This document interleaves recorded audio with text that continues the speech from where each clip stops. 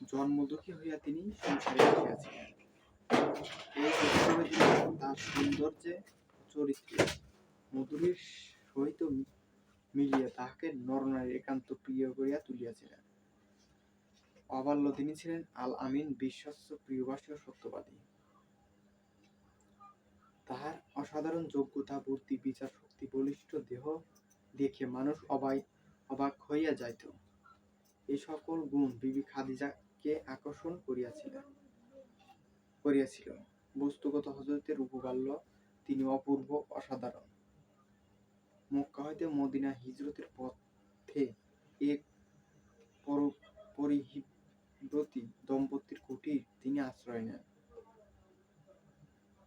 রাহিবতীকে সেবা করাই ছিল তাদের রীতি।